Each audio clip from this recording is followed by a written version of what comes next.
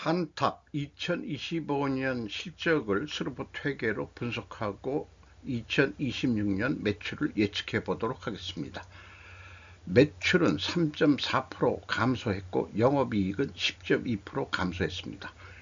가공비 배부 재고자산 회전율은 40.4회전으로 높게 나왔고 PBR은 0.45로 매우 낮은 상태입니다. 이자부채 레버리지율이 경영권 방어선이 무너진 상태입니다.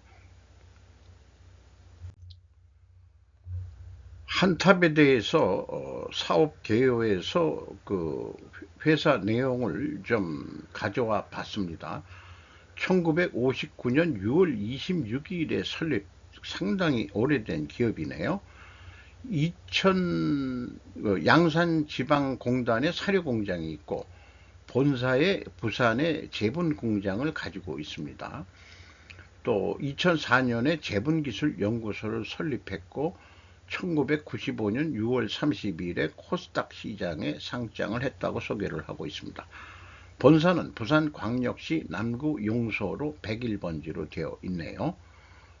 홈페이지에서 이 제분공장 사진과 그 다음에 양산지방공단의 사료공장을 사진을 가져왔습니다. 먼저 스루프 회계 분석 결과요.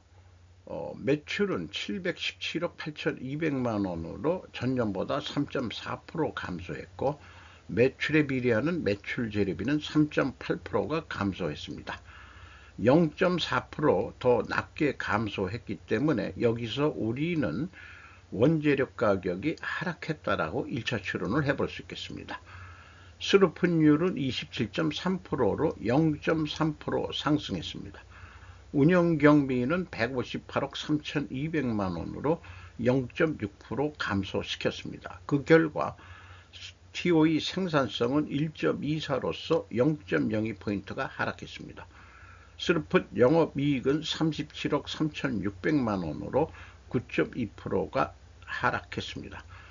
그러나 원가회계 영업이익보다는 9,200만원 더 많이 이익이 났는데 이것은 가공비 배부 재고자산이 감소했기 때문입니다. 스루프 영업이익률은 5.2%, 원가회계 영업이익률보다 0.1% 좀 높게 나왔네요. 원가회계 손익 내용입니다. 원가회계 손익으로서는 11.7%가 영업이익이 감소한 것으로 결산이 됐습니다. 재고자산 내역을 보면은 상품, 제품, 부산물 합쳐서 가공비 배부 재고자산 14억 6,900만원으로 7억 7,800만원이 감소하겠습니다. 이것 때문에 원가회계 영업이익보다 이익이 더 낮습니다. 그리고 매출 증가율하고 비교를 해보면은 매출 증가율은 3%가 감소했는데 재고는 35%로 10배 이상 아주 더 재고를 줄였다는 얘기가 되고요. 전년도에는 2024년도에는 매출이 12%가 감소했는데 5%가 거꾸로 늘었다. 그러니까 재고 관리가 효과적으로 되지는 못하고 있다. 이렇게 인식을 해도 될 것 같습니다. 비용의 성격적 분류 내용 분석 내용입니다. A 재고자산의 변동이 마이너스 4억 9,900만원 재고가 증가했다는 뜻이고요. 원재료 저장품 상품 매입액이라고 일괄적으로 표현하고 있습니다. 528억 원 매입액이면은 일반적으로 재고자산의 변동 범위는 전체 재고자산인데 이 재고자산의 변동 범위를 추적하는데 애를 먹었습니다. AB를 더한 MC 매출원가 재료비는 523억 원으로 3.6% 감소했습니다. 운영경비는 0.6% 감소했습니다. 운영경비 158억 3,200만원에서 판매관리비 88억 6,400만원을 뺀 69억 6,800만원이 공장 가공비가 되겠습니다. 11.9%, 1%가 상승했고요. 재료 비율은 1%가 하락했습니다. 여기서도 우리는 원재료 가격이 하락했다라고 2차 추론을 해볼 수 있겠습니다. 재고자산의 증감 내역을 보면은 일반적으로 WCA는 기말에서 기초를 빼서 제가 표시를 하기 때문에 마이너스면은 B성분 쪽에서는 플러스가 되는데 마이너스입니다. 그래서 갭이 12억 7,600만 원이나 차이가 나는데 BWCI 증감액 원재료 포함 다른 기타 재고자산이 13억 8,700만 원 증가했죠.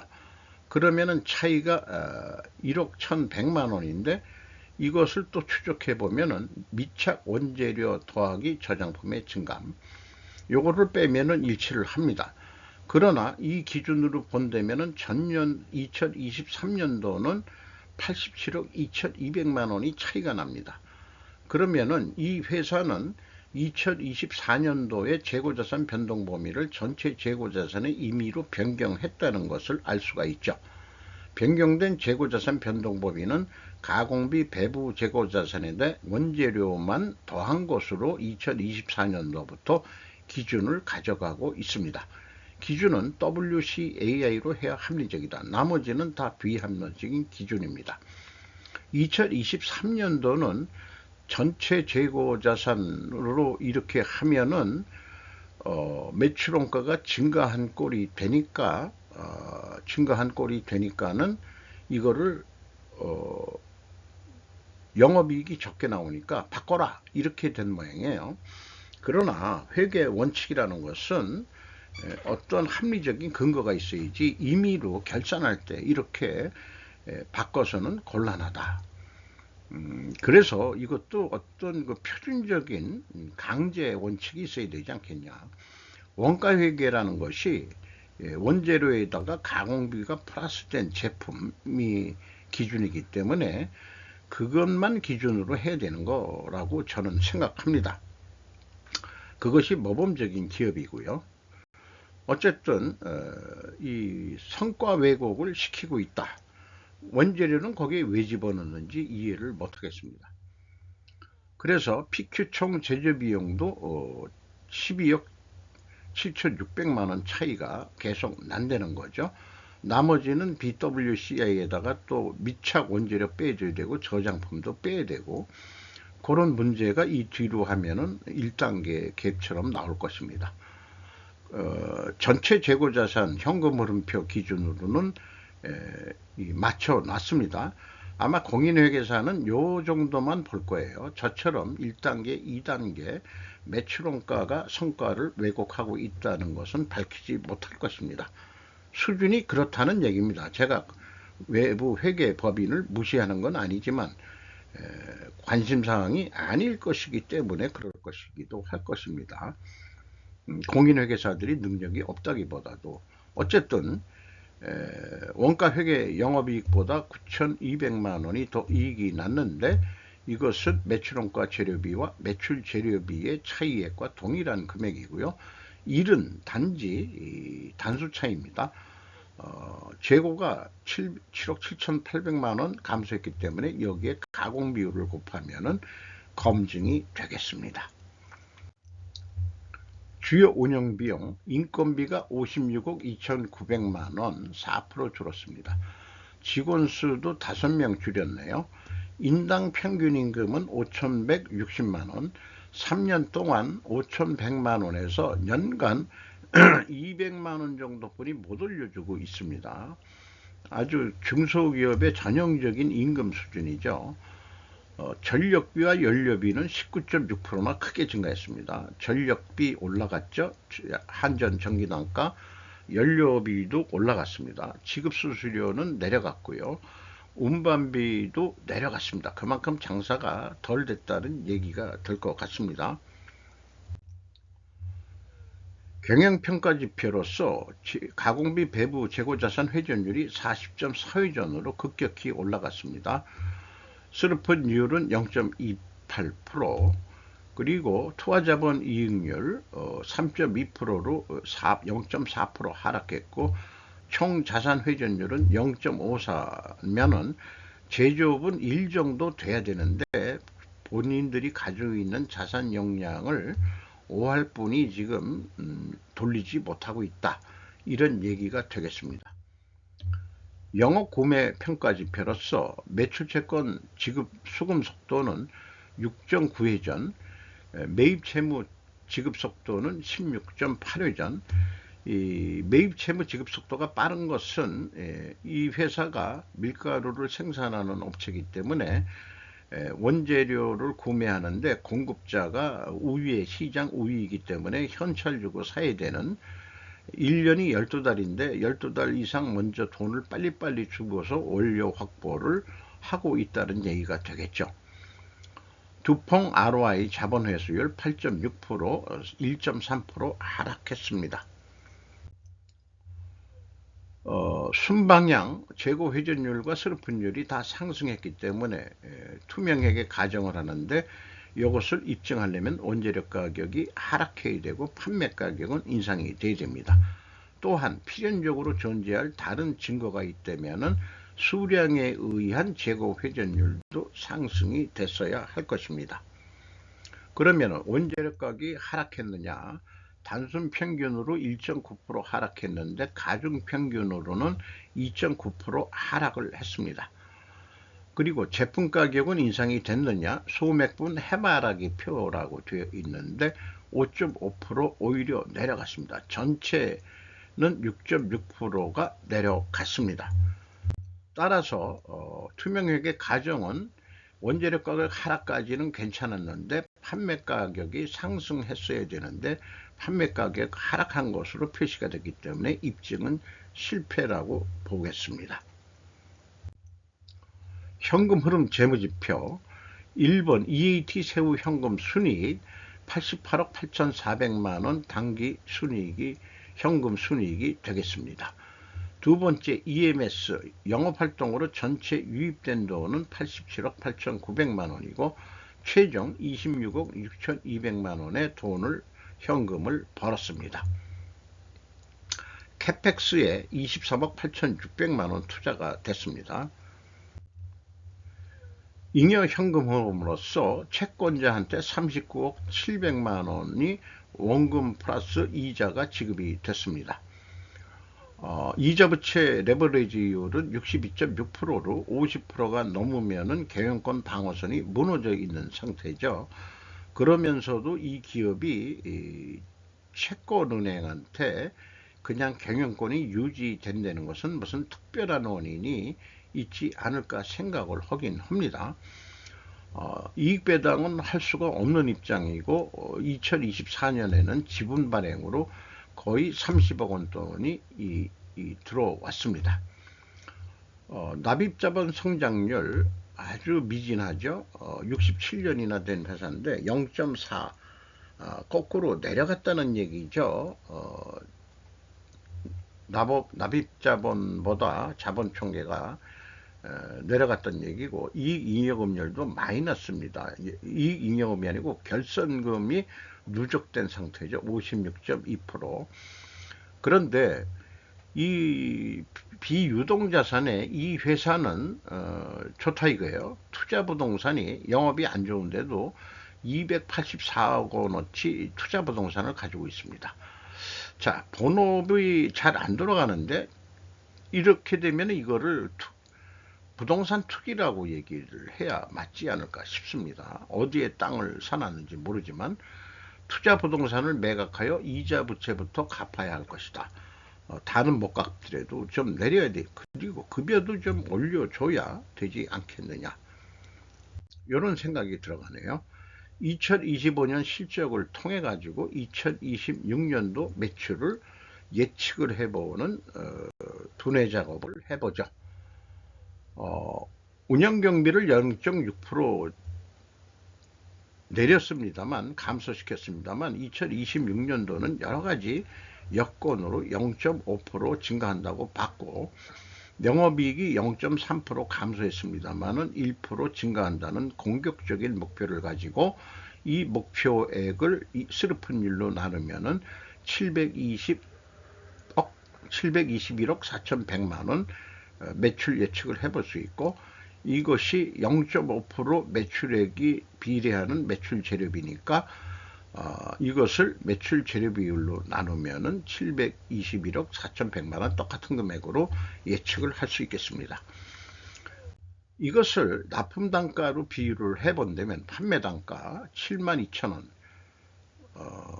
뭐 톤당이든 얼마든 그러면은 3,615원이 남는다. 이 제조업이 72,000원짜리 팔아가지고 3,600원 남아가지고 이게 제대로 된 장사인지 모르겠어요. 어쨌든 연간 회선율이 40.4회전 했는데 42회전 조금만 더 노력을 해보자. 그러면은 매출 판매 단가는 75,085원으로 인상 효과를 내 가지고 운영경비가 0.9%, 0.9%는 운영경비율에서 매출 재료비 증가율을 곱할 만큼 비례해서 운영경비도 0.9% 오를 것이라고 보는 것입니다. 그러면은 영업이익은 3,615원 남는데 4,415원 남는 거로 이렇게 계산을 해볼 수 있겠어요. 원가 회계는 복잡하죠. 그 생산 재료비도 1%좀 올린다고 봤고, 가공비는 0.2% 올라간다고 봤습니다. 그리고 재고를 줄였을 때는 총 제조 비용보다 매출 원가가 증가해 버리고요. 재고를 10% 증가했을 때는 총 제조 비용보다 매출 원가는 내려가게 되어 있습니다. 그러면은 대부분 원가 회계에는 재고 증가의 유혹을 받죠. 그래서 재고 감소했을 때는 73,900원은 받아야 된다. 그리고 재고가 증가했을 때는 71,300원에 팔아도 똑같은 목표이익은 남길 수 있다. 이렇게 주장할 수가 있는 겁니다. 그러니까 원가 회계에는 재고 증가를 유혹하는 악녀다. 이렇게 볼 수 있겠죠. 그런데 영업하는 입장에서는 재고 증감 이런 거는 모르겠고 얼마의 판매 단가를 할 거냐 그러면은 재무 회계 보고서 백데이터 내놔라. 그러면은 좋다. 재료비 좀 그대로 좀 우수리 빼고 하지만 나머지 단가들은 다 올려가지고 73,000원은 팔아야 된다. 그렇게 사업 계획을 해야 되는데 뭔 얘기냐? 스루풋 관점에서는 72,000원, 1,000원 더 깎아라. 그러면은 남는 게 2,619원뿐이 안 난다. 스루풋은 3,000 얼마가 남는데, 그래서 그 3.5% 매출을 더 해보자. 이것은 매출 증가율은 재고 회전 증가율 곱하기 계약 매출 원가율, 여기 매출 원가율을 곱해서 3.5%가 합리적으로 올릴 수 있는 금액이다. 그 경우에 남는 게 3,337원 뿐이 더 남지가 않는다. 왜냐? 재고가 감소하면은 원가 회계는 영업이익이 감소하거든요. 이렇게 모순된 세상에 우리는 살고 있는데 그 모순된 세상을 우리는 인식을 못하고 그게 상식인 것처럼 살고 있는 거죠. 악의 세력이 지배하고 있는데 그 악의 세력을 우리는 깨우치지 못하고 있습니다. 계약 결과 예측을 그럼 비교해 보죠. 계약을 72,000원에 했다면은 스루포트 회계는 3,615원 남는데 재고가 감소할 때는 1,751원뿐이 안 남습니다. 원가 회계보다 1,865원이나 이익이 안 나죠. 그러니까 재고를 증가시켰을 때는 원가 4,369원 이익이 나가지고 재고 증가의 유혹을 받게 된다. 그러면 스루프 쪽에서는 이익을 더 내기 위해서 재고 회전율을 올려가지고 7만 5천원짜리로 판매하는 거로 매출을 증가시키면은 4,415원으로 늘어나는데 원가 회계에도 동일한 노력을 하더라도 3,337원뿐이 영업이익이 안 나온다. 왜냐? 재고가 판매를 더한 만큼 재고가 줄기 때문에 영업이익은 기대치만큼 안 나온다. 그러니까 스루프 회계보다도 1,078원이나 영업이익이 적게 나온다. 이런 거에 걸려있는 나라가 바로 중국이라고 봅니다. 그것이 가능한 이유는 중국 공산당 정부의 보조금 때문에 과잉 생산을 하고 있다는 얘기죠. 재고를 늘려가면서. 그래서 미국 제닛 앨런 언니가 그 재무부 장관할 때 중국의 친위 이 여성이 중국을 홀홀 단신으로 가가지고, 자, 우리 당신네 그 생산에 대해서 좀 논의 좀 해봐. 오빠들 그러시면 안 되잖아. 우리나라도 좀 산업이 죽고 그러니까. 그런데 이게 실패했던 것 같아요. 그러니까 앨런도 관세 등 모든 것을 고려할 것이라고 이미 바이든 때부터 트럼프 1.0을 지나면서 바이든 때도 정권이 누가 하더라도 누가 정권을 잡더라도 중국 때려잡기는 뭐 끝나지 않을 것이다. 지금 이란 전쟁도 그렇고 미 앨런은 중국 보조금으로 몰락한 자기네들 철강업 전철은 다시는 밟지 않을 것이다. 그러니까 정권이 누가 민주당이 됐든 공화당이 됐든 이 앨런 언니가 하는 그런 것들은 이어받아 가지고 지금 다 하고 있는 거예요. 주가는 635원으로서 2025년 3월 달 기준보다 117억 원, 117원이 내려갔습니다. PBR은 0.45 상태뿐이 되질 않습니다. 5% 이상 주주는 유지운수로 1973년인데 창업자의 그 저기 2세에 갔습니다. 37.49% 지분을 가지고 있습니다. 이 스루폿 세계가 되기 위해서는 로스차일드 글로벌 금융자본이 ESG 기준을 버리고 원가회계부터 버리라고 주장해야 된다라고 저는 감히 주장을 하는 바입니다. ESG 이면에 의미하는 바 좋게 얘기해서 그것이 바로 스루폿 월드 아니냐라고 저는 믿어 의심치 않고, 이렇게 미녀 글로벌 금융 자본이 ESG 잘하면은 대출해 줄게, 그게 아니고 원가 회계 버리면은 대출해 줄게, 이렇게 기준을 글로벌 금융자본이 로스차일드가 기준만 바꿔주면은, 근데 이 언니가 그거를 알까 모르겠어요.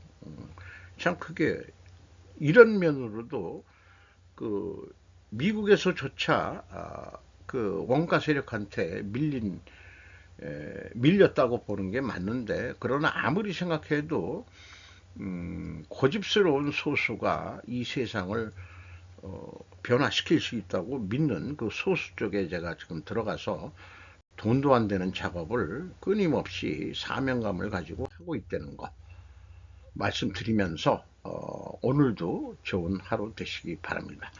이 원가 세계와 스루폿 세계가 있는데 거기에 두 세계는 만날 수는 없지만은 대립관계지만은 제약이라는 것으로는 연결이 되어 있다. 이렇게 좀 말씀드릴 수 있을 것 같습니다. 마치도록 합니다.